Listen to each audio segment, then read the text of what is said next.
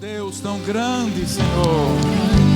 Tu és grande, infinitamente grande em seu amor também para conosco. Obrigado, Senhor, pelo teu amor que nos alcançou. Em nome de Jesus. Amém. Amém. Poder sentar. Deus abençoe. Obrigado ao louvor. Queridos irmãos, alguns irmãos sabem que nós estivemos numa conferência do MDA, lá em Fortaleza, na Igreja da Paz. Eu, minha esposa Ivete, o irmão Ricardo de Campina Grande. O congresso começou, a abertura foi na terça-feira à noite e encerrou sexta-feira à noite. De certa forma que foi assim, muito puxado. A gente tinha três ministrações pela manhã, 2 à noite e oficina também à tarde. Então foi uma semana puxada, mas irmãos, pense na bênção que foi esse congresso. Como é bom saber que Deus, deixa eu mudar.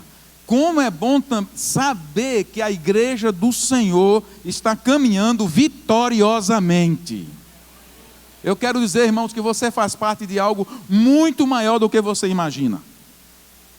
O que nós ouvimos, as mensagens, quantos homens de Deus, quantos homens têm sido recebidos diretamente do céu, coisas tremendas da revelação bíblica para os nossos corações.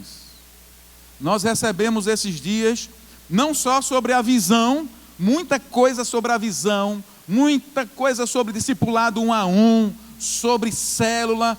Queridos, uma coisa assim fantástica, o que Deus está fazendo no Brasil e no mundo. Essa visão, não só essa, mas eu quero falar da MDA, que foi uma visão que Deus deu ao pastor Eibe, que vem de uma família de pastores, etc., americanos, que foi lá para a Amazônia, etc., há muitos anos atrás, e foi no aprendizado, na necessidade pessoal, que foi desenvolvido o projeto 1 a 1. Foi o pastor Eibe precisando de ajuda, pedindo socorro por conta da área que ele estava fragilizado, já era pastor jovem, solteiro, e não conseguia vencer as tentações do sexo. E aí foi assim que o irmão dele, que era pastor, começou discipulando ele, e aí no futuro gerou discipulado 1 a 1. Deus curou ele e ele se tornou um homem. Agora ele chegou à tarde, terça-feira, esse pastor Eibe, ele chegou à tarde no congresso. A igreja é a igreja que ele pastoreia. Ele chegou à tarde e ele havia pregado numa rotina de, não sei se 30 dias, 20 e poucos dias, ou 40 dias, 72 vezes na Indonésia, Ásia, naqueles países ali que estão em perseguição. É um homem que está pregando no Brasil todo, abençoando as igrejas, e está havendo uma revolução na maneira de ser igreja. Anote aí, ninguém disse isso lá, viu? Não disseram isso lá, sou eu que estou dizendo. Em 10 anos, se alguma igreja não estiver no modelo célula, qualquer outro modelo, pode ser esse ou outro, se não tiver em célula, trabalhando, fazendo discípulo, eu vou dizer, vai ser feito aqueles telefones, antigamente, de casa, aqueles analógicos, aqueles trem, vai ficar ineficiente a obra do Senhor, porque a obra está exigindo urgência na evangelização, e as células é um meio eficaz na evangelização. Não é para ficar massageando o ego a célula. A célula não é para ficar aquele grupinho bonzinho. A célula é para como vocês estão fazendo, e essa igreja está descobrindo agora. A célula é para cumprir a grande comissão. Quem diz amém? E nós estamos começando aqui na igreja a experimentar. De certa forma que nós ouvimos palavras poderosas, eu fiquei impressionado com a quantidade de igrejas batistas brasileiras, da nossa convenção nacional, da nossa convenção brasileira. Quantas igrejas já estão no modelo MDA? Já estão em célula. Igrejas batistas tradicionais, mas estão mudando a forma de ser. Tivemos palestra do pastor Carlos Antônio Carlos, que é um dos pastores presbiterianos de renome lá no Rio de Janeiro, trouxe uma palavra poderosa, e quem nos abençoou muito foi Josué Gonçalves, pregou 3 vezes lá, e o aniversário dele inclusive foi lá, e falando do modelo de células, mas sobre família, irmãos, sobre caráter, foi palestras poderosas. Mas teve uma palestra lá, e eu não vou falar hoje sobre célula aqui, e a gente está vivendo essa animação, mas quinta-feira eu compartilho algumas coisas. Nós trouxemos o kit completo de todas as palestras, não vai se poder distribuir, emprestar para os irmãos assim, mas nós vamos criar ocasiões, toda a igreja pode participar, e especialmente a liderança, para saber o que Deus está fazendo. Mas teve uma palestra lá que mexeu o meu coração, e eu quero compartilhar com vocês. Não vou compartilhar a palestra em si, porque foi uma conversa, mas eu nem sei como é que eu vou colocar aqui, porque foi o que me pegou. Foi o que me pegou. Mas antes de entrar no assunto, eu quero dizer para vocês que eu preciso confessar um pecado. É um pecado mesmo. Eu preciso confessar esse pecado. Mas é um pecado lá da minha infância. Quando eu era menino, eu fui do tempo que ainda era menino que vivia na rua, que jogava bola, que tomava banho de chuva, que descia naquelas águas sujas com o rio, né, quando estava chovendo, né, e não pegava gripe não, viu? Naquele tempo também eu gostava de criar galinha, pinto, essas coisas. E eu tinha um costume, esse era o meu pecado, de vez em quando pegar um pintinho, uma galinha, um pintinho grandinho, e botar dentro de uma lata e bater. Aí batia, só para tirar a lata e ver o pintinho sair assim, né? Ele ficava tonto. Aí, quem me botou na lata foi o Senhor essa semana. Eu saí tonto da conferência. Eu ainda estou me situando aqui, viu, irmãos? É sério. Eu gostaria que os irmãos abrissem suas Bíblias em Juízes capítulo 15.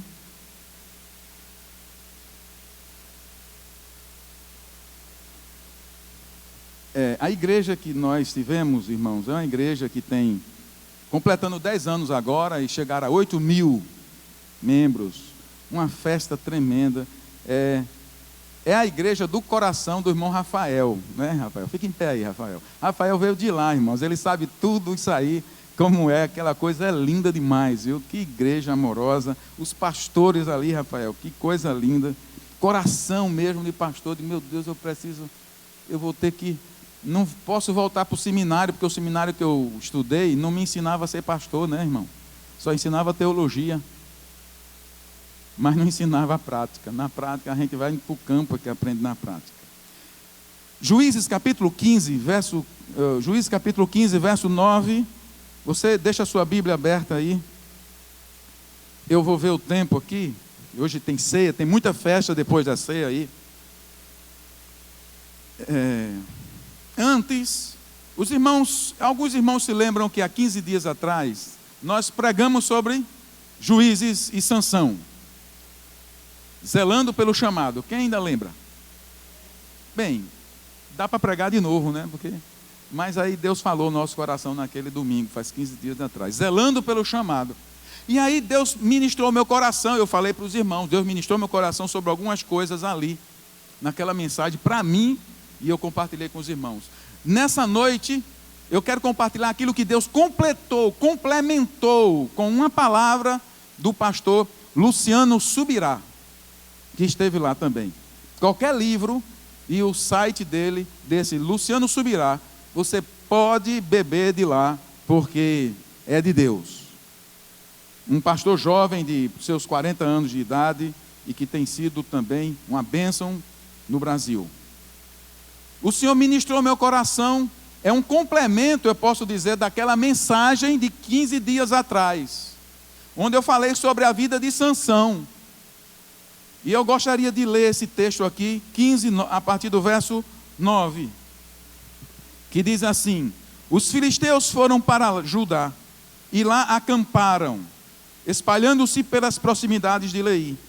Os homens de Judá perguntaram: por que vocês vieram lutar contra nós? Eles responderam: queremos levar Sansão amarrado, para tratá-lo como ele nos tratou. 3.000 homens de Judá desceram então à caverna da rocha de Etã e disseram a Sansão: você não sabe que os filisteus dominam sobre nós? Você viu o que nos fez? Ele respondeu: fiz a eles apenas o que eles me fizeram. Disseram-lhe: viemos amarrá-lo para entregá-lo aos filisteus.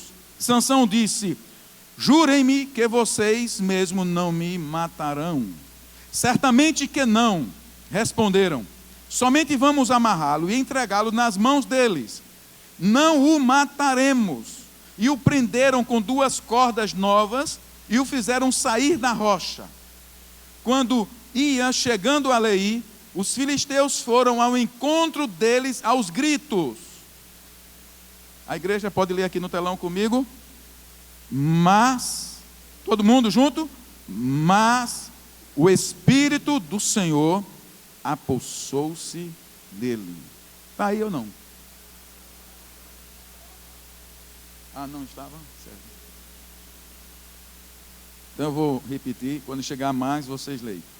Quando ia chegando a Leí, os filisteus foram ao encontro deles aos gritos. Todos?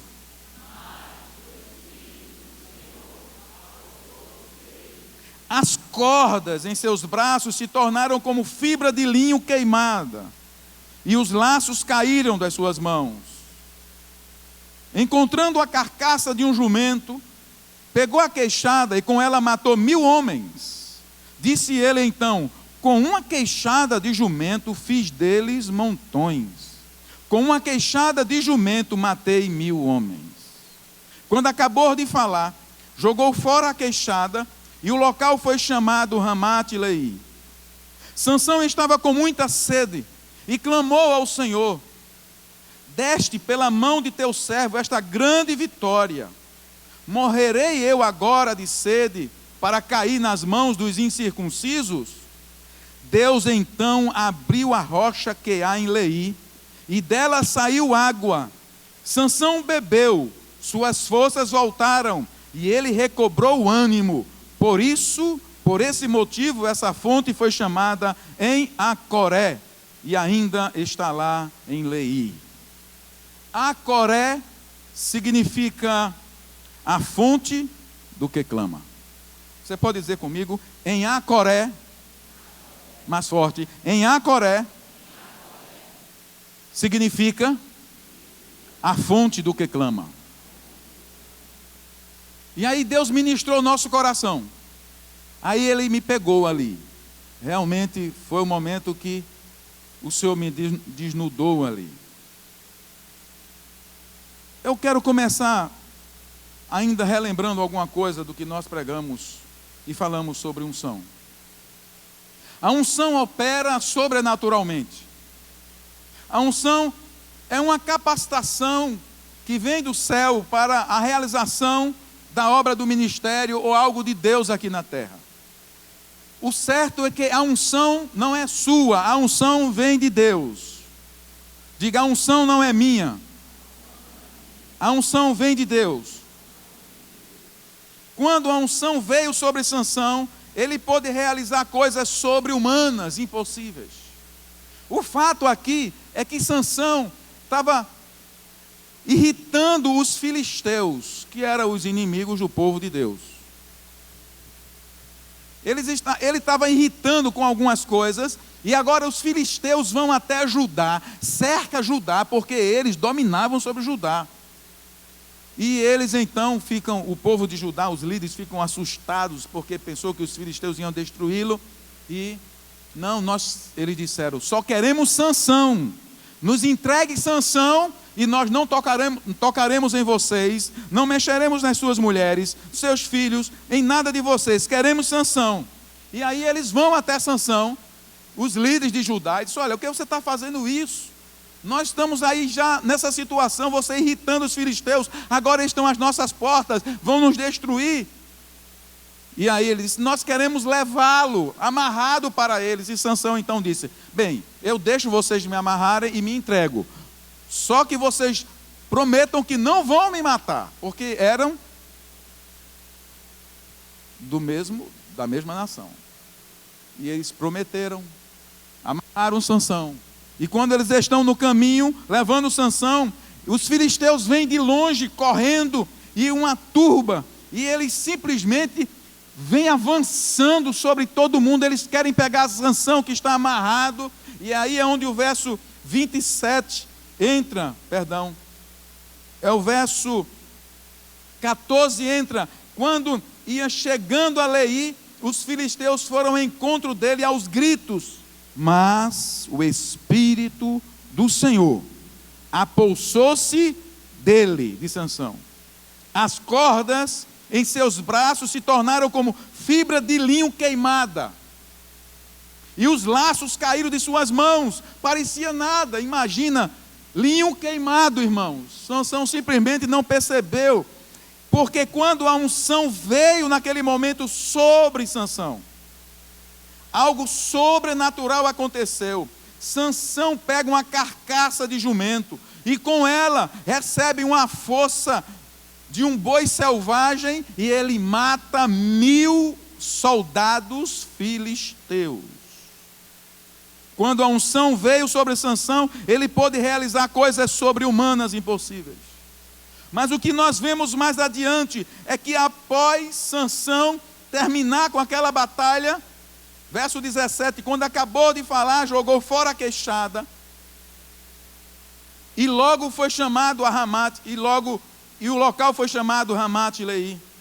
Verso 18, Sansão estava com muita sede, e clamou ao Senhor, dizendo: deste pela mão de teu servo esta grande vitória, mas agora eu vou morrer de sede. É quase uma contradição que nós vemos aqui. Quando a unção vem, feitos sobrenaturais podem acontecer. Quando a unção sai, a humanidade de Sansão aparece claramente. E eu me lembrei muito dos líderes dessa igreja. Eu me lembrei dos colegas pastores, eu me lembrei dos missionários, eu me lembrei dos líderes de célula demais, dos líderes, das mulheres que batalham aqui nessas células, dos vice-líderes. Eu me lembrei dos líderes jovens de células, eu me lembrei da equipe de louvor, eu me lembrei do corpo diaconal, eu me lembrei de todos que servem, eu me lembrei de cada ovelha que, apesar de não estar numa área de serviço, estão lutando na vida cristã para viver. E aí Deus foi ministrando ao meu coração, e eu fui percebendo a grande responsabilidade que eu tenho para com essa igreja diante de Deus. Quando a unção saiu, antes de continuar, mas é por isso que eu estou chamando a atenção de vocês, essa é uma palavra, como eu recebi, eu quero passar. Porque Deus não me exortou, Deus me exortou, mas Ele exortou em amor. Ele me exortou para me curar. E eu penso que Deus pode trazer uma exortação ao seu coração, mas eu espero que eu seja um canal de amor para trazer cura ao corpo de Cristo. Quando a unção saiu, ele se encontrou num profundo esgotamento físico. O que nós podemos ver claramente é que quando a unção vem, você é super-homem, mas quando a unção sai, você é mulher, você é homem, jovem, de carne e osso. Quem entendeu isso? Paulo, ele fala de uma energia, do esforço que se gasta no ministério. Colossenses capítulo 1, eu já fico preocupado com a hora, eu disse que não ia.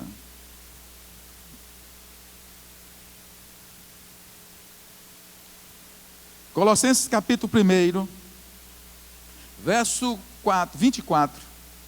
Colossenses capítulo 1, verso 4. Nicolas recebeu, não foi? Mandei pelo e-mail.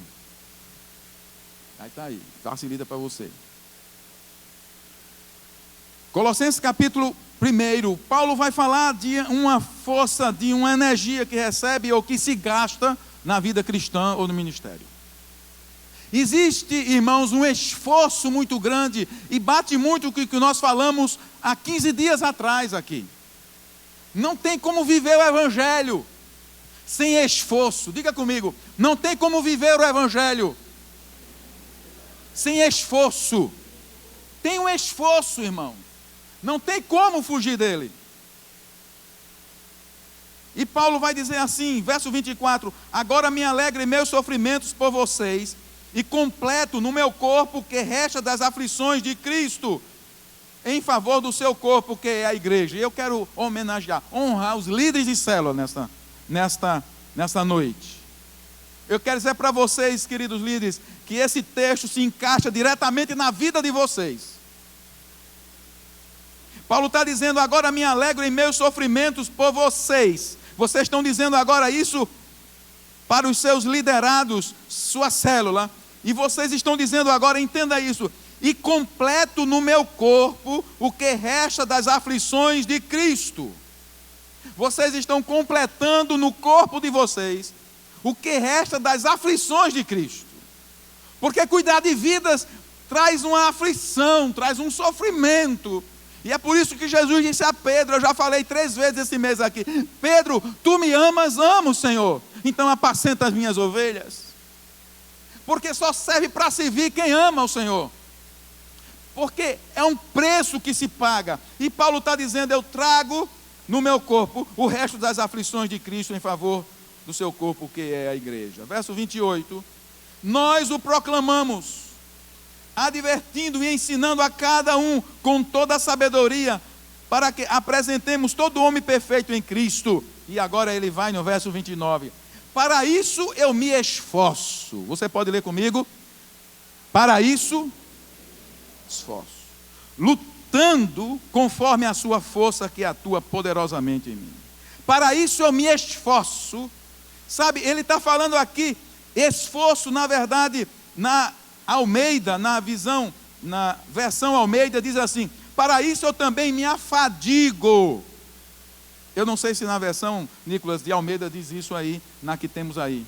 Para isso eu também me afadigo, esforçando-me o mais possível, segundo a eficácia que opera eficiente em mim.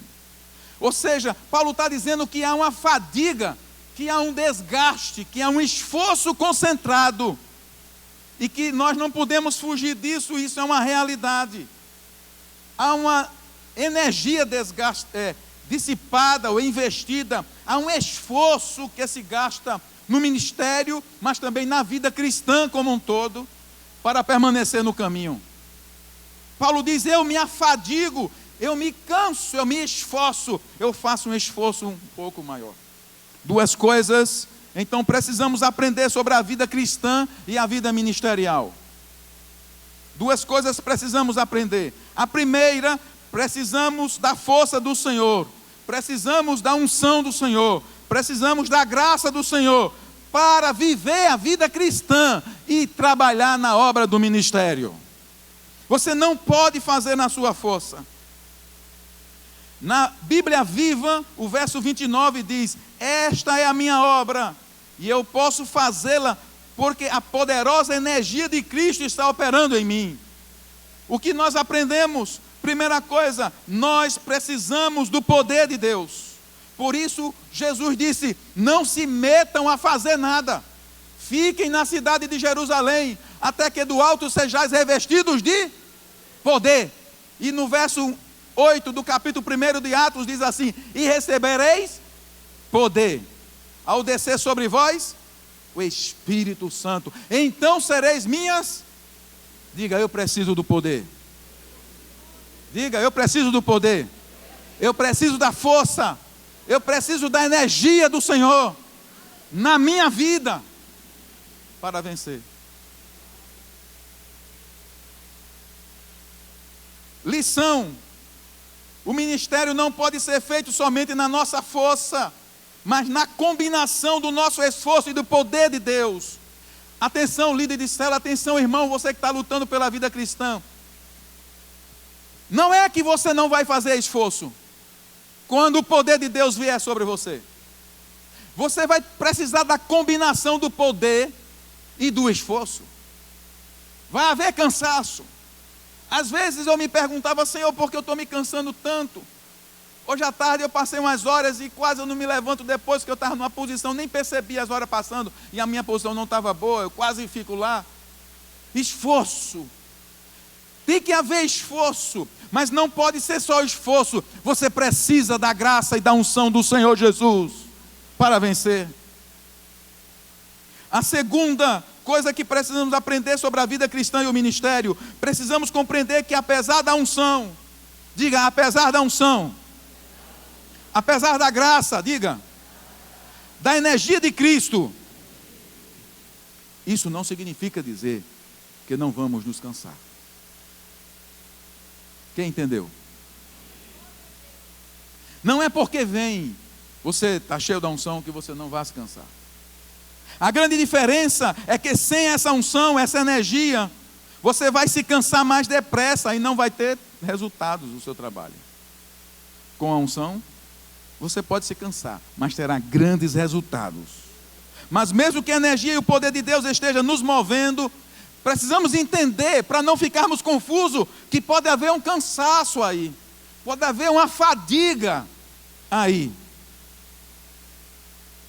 Sabe, irmãos, tem um texto muito lindo de Jesus, Marcos capítulo 6, verso 12 a 13, Marcos 6, 12 a 13, e 30 a 31, eu vou ler ali, eu vou para cá.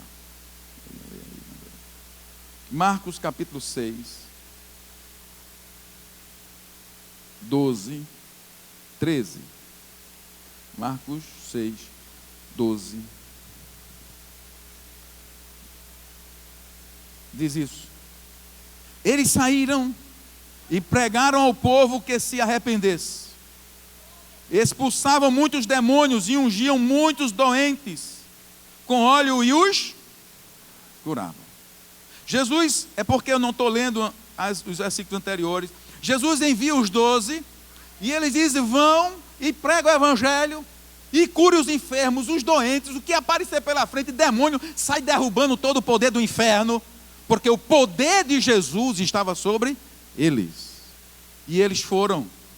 E no verso 30, desse mesmo capítulo, verso 30, diz assim, que os apóstolos reuniram-se a Jesus e lhe relataram tudo o que tinham feito e ensinado. Eles voltaram da missão. Quem está entendendo? Estão me acompanhando? Eles voltaram da missão. E agora vão relatar tudo.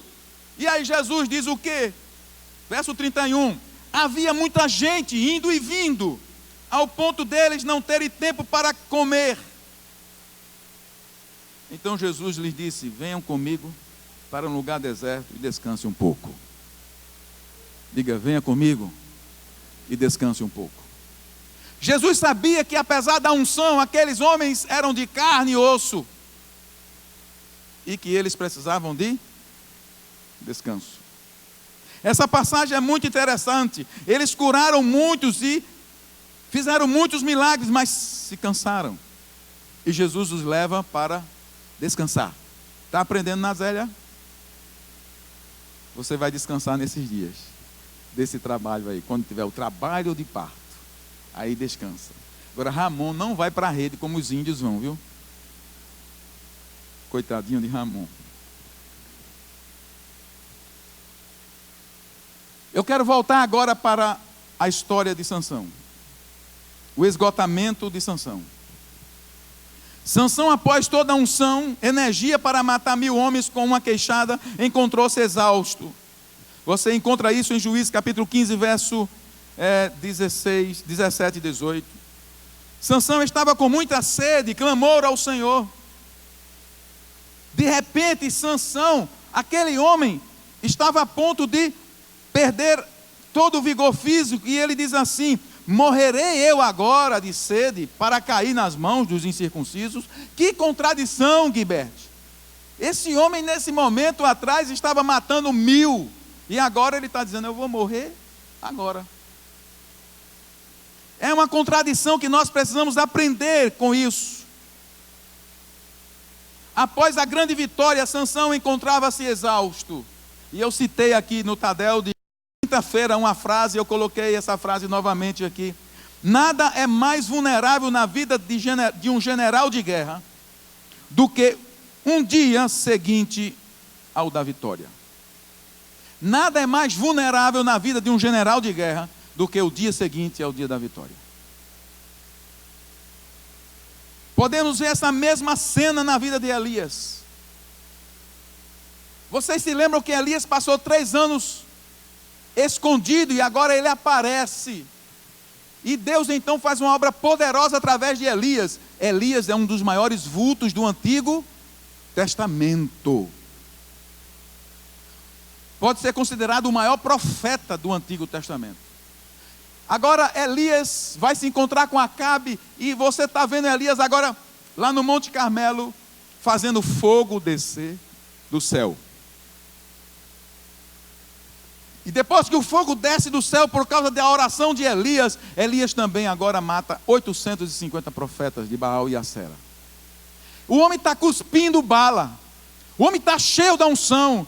E ele então diz a Acabe, 3 anos sem chover: apronta a carruagem aí, os teus cavalos, vai embora para a capital, porque vem chuva aí, eu ouço barulho de forte chuva. E antes que a chuva pegue, você corra. E Elias saiu correndo, passou à frente de Acabe, Acabe na carruagem e Elias a pé, correndo. E chegou primeiro na capital do que Acabe. Diga, unção. Mas logo em seguida ele recebe a notícia que Jezabel ia matá-lo. Agora ele matou 850 homens, mas agora ele corre de Jezabel, se esconde numa caverna. Ele quer a morte, ele quer morrer. Como ele quer morrer? Ele matou 850 profetas e agora ele quer morrer. O que nós podemos ver, o que é que está acontecendo aqui, é que apesar da unção pode haver um desgaste. Apesar da euforia pode haver um cansaço. Esse cansaço pode ser mental, pode ser físico e especialmente espiritual. Agora Elias está numa caverna pedindo para morrer, e Deus pergunta: o que está fazendo aí, Elias? Eu quero é morrer, eu não quero mais isso, eu não quero mais o ministério. Mas eu não vou me deter em Elias, tinha mais coisas. Ainda que nos movamos na unção, podemos experimentar a exaustão. Tiago vai dizer assim: Elias era homem como nós. Tiago se referindo a Elias, Elias era homem semelhante a nós. Ele orou e chuva desceu. Ele orou, fogo desceu. Ele orou e quando orava acontecia. Mas ele se escondeu numa caverna também. Diga, exaustão. Qual é a receita? E aí vem a parte da mensagem. A parte importante da mensagem é essa: qual é a receita? Como combater essa exaustão? Qual é a receita? Diga, a receita é uma fonte. Você pode repetir isso: a receita é uma fonte. Juízes diz assim, que Sansão tendo orado, Sansão então clamou ao Senhor. Verso 18, parte A. Sansão clamou ao Senhor. Diga comigo, Sansão clamou ao Senhor. Verso 19. Deus então abriu a rocha que há em Leí, e dela saiu água, e Sansão bebeu, suas forças voltaram, e ele recobrou o ânimo. Por esse motivo, essa fonte foi chamada de El-Caroé, que significa a fonte do que clama. Sabe, queridos, o que Deus ministrou é que não é preciso, não é necessário você cair na exaustão, nem como Elias, nem como Sansão, sendo os homens que eles foram. Há uma fonte inesgotável que te mantém de pé e que me mantém de pé.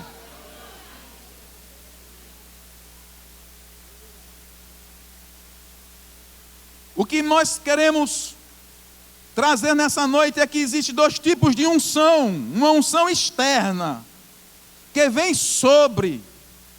É uma unção que vem sobre. Que vem capacitando para o trabalho. Ela é externa. Ela é derramada como um óleo externamente. Diga, uma unção externa.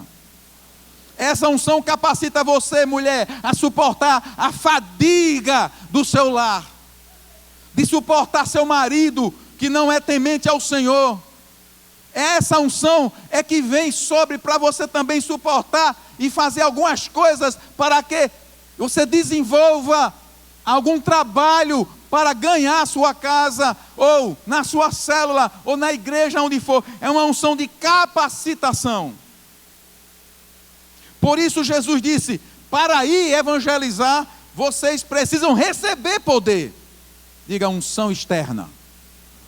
Recebereis poder ao descer sobre vós o Espírito Santo.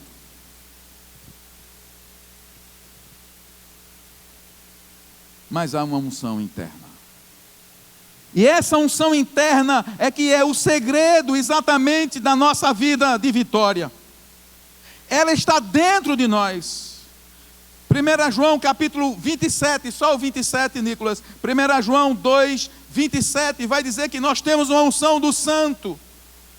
Olha o que diz aí, quanto a vocês, a unção que receberam dele permanece em vocês. Em significa interior, dentro. E não precisam que alguém os ensine, mas como a unção dele recebida, que é verdadeira e não falsa, os ensina acerca de todas as coisas, permaneçam nele como ele os ensinou. Essa unção que está em nós, dentro de nós. Por isso Jesus também pode adiantar, Nicolas, o versículo seguinte, João 7, 37 e 39, quando Jesus então está falando sobre a obra do evangelho de conversão, ele vai falar que existe um rio de águas vivas que vão correr do nosso interior. No último dia e mais importante dia da festa, Jesus levantou-se e disse em alta voz, se alguém tem sede, venha a mim e beba.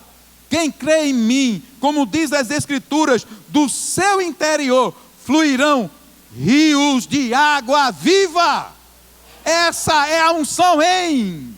Essa, põe a mão no seu ventre e diga, essa está aqui. É a unção em. A unção em precisa ser abastecida mais do que a unção sobre. Nós buscamos unção para realizar obras. Oramos para ser bem-sucedido no púlpito. Oramos para fazer a célula acontecer. Oramos para ser vistos. Oramos para que aquilo aconteça na nossa vida. Mas essa unção é a unção da intimidade com o Senhor. Não é para você fazer nada. Não é para você ser capacitado em nada. É para você viver o rio de água viva que a igreja está precisando. Essa igreja precisa clamar como Sansão pela fonte do que clama. A igreja de Intermares está precisando clamar por Deus. Não para ter uma capacitação para fazer, mas para ser. Quem entendeu, diz um amém.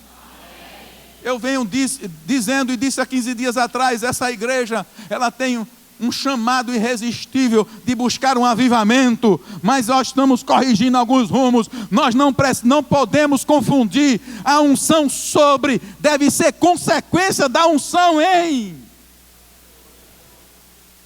A unção em é a unção de relacionamento, de vida com Deus. Você não precisa fazer nada e ser um grande homem de Deus. Você não precisa fazer nada e ser uma grande mulher de Deus.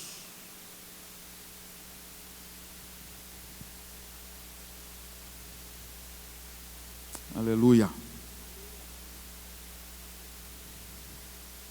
Pode voltar, João, capítulo 7, verso 38 e 37, já adiantando. Quem crê? No último e mais importante dia da festa, Jesus levantou-se e disse, se alguém tem sede, venha a mim e beba. Quem crê em mim, como diz as Escrituras, do seu interior fluirão rios de água viva. Verso 37. Ele estava se referindo ao Espírito. Verso 37, por favor. Se alguém tem sede, venha a mim e beba.